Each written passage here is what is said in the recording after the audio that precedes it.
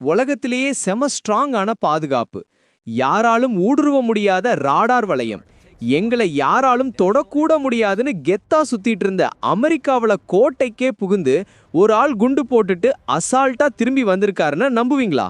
அதுவும் 70 வருஷமா எந்த ஒரு நாட்டு போர் விமானமும் செய்ய துணியாத ஒரு காரியத்தை ஈரானோட ஒரு டப்பா விமானம்னு சொல்லப்பட்ட ஒரு ஜெட் செஞ்சு முடிச்சிருக்கு.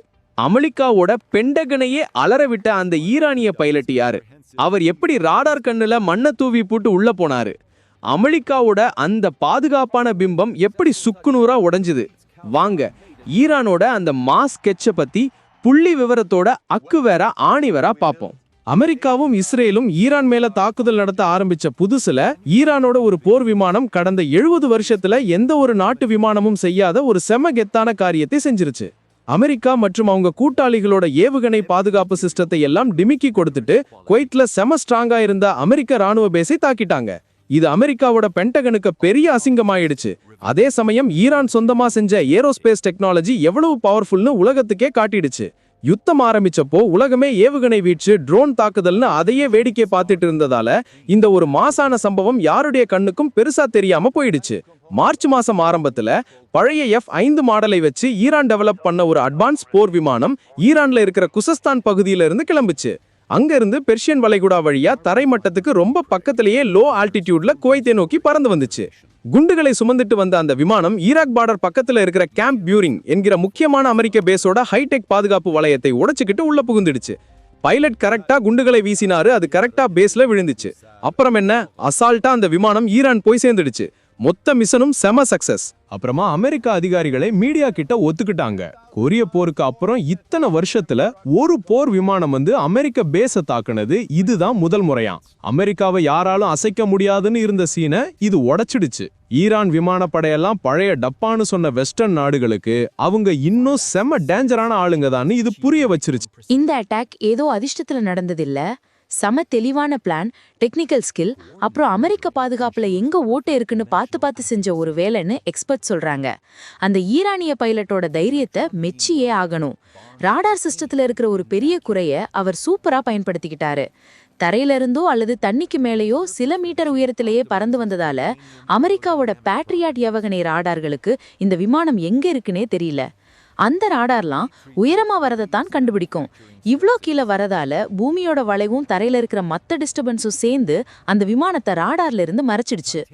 ஈரான்ல இருந்து குவைத்துக்கு தூரம் கம்மிங்கிறதால எக்ஸ்ட்ரா பெட்ரோல் டேங்க் இல்லாமலேயே அந்த போர் விமானத்தால ஈஸியா போயிட்டு வர முடிஞ்சது. அந்த விமானம் சுமார் 3000 கிலோ வெடிபொருட்களை ஏத்திட்டு போயிருக்கு. ஒவ்வொன்னும் 250 500 கிலோ எடை கொண்ட சாதாரண குண்டுகள். வெறும் பாதுகாப்பு உடைச்சது மட்டும் பெரிய விஷயம் இல்ல, அந்த அட்டாக் நடந்த டைமிங் தான் செம மாஸ். February 28 யுத்தம் ஆரம்பிச்சப்போ ஈரான் ஏவுகணைகளையும் ட்ரோன்களையும் மொத்தமா ஏவி அமெரிக்காவோட பாதுகாப்பை திணறடிச்சிட்டு இருந்தாங்க. அந்த குழப்பத்தை பயன்படுத்திக்கிட்டு மத்த சிஸ்டம்லாம் அமெரிக்காவை பிஸியா வச்சிருக்கும் போது இந்த விமானம் சைலண்டா உள்ள புகுந்து வேலை முடிச்சிருக்கு. ஒரு அதிகாரி சொன்னது என்னன்னா, விமானம் கிளம்புனப்போ அமெரிக்க உளவு விமானம் கண்டுபிடிச்சிருக்கோம், ஆனா அந்த ஏரியாவில் அந்த நேரத்துல அமெரிக்காவோட F-15 விமானங்கள் ரோந்து வரல பைலட்டுக்கு நல்லா தெரிஞ்சிருக்கு. கேம்ப் பியூரிங் குவைத்தில் அமெரிக்காவில் மெயின் ஹப். ஈரான் அடிச்ச இந்த இடம் அமெரிக்காவுக்கு ரொம்ப முக்கியமான ஒரு பேஸ். குவைத்தோட வடமேற்குல இருக்கிற இந்த பேஸ் 2003 ஈராக் போரோட ஆரம்பத்துல உருவாக்கப்பட்டது.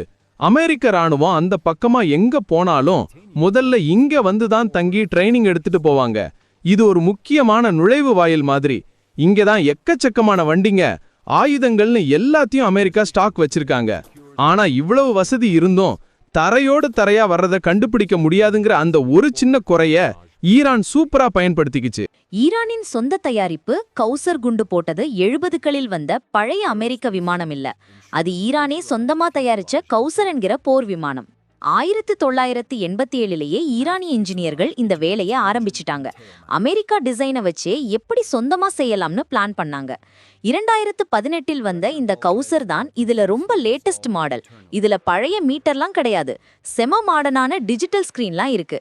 இதனால பைலட்டுக்கு வேலை ரொம்ப ஈஸி. அதனால ஏதோ ஒரு பழைய ஓட்டை விமானம் வந்து தற்செயலா அடிச்சிட்டு போச்சுன்னு நினைக்காதீங்க. இது ஒரு செம அப்டேட்டட் மிஷன். இந்த தாக்குதல்களின் முக்கியத்துவம் என்னவென்றால் அது அமெரிக்காவுக்கு விழுந்த பலத்த அடி. அங்க நடந்த சேதத்தை விட அமெரிக்காவுக்கு ஏற்பட்ட மானக்குறைவு தான் ரொம்ப பெருசு. 70 வருஷமா யாருமே செய்யாததை செஞ்சு அமெரிக்காவோட அந்த பாதுகாப்பான பிம்பத்தை ஈரான் உடைச்சு நொறுக்கிடுச்சு.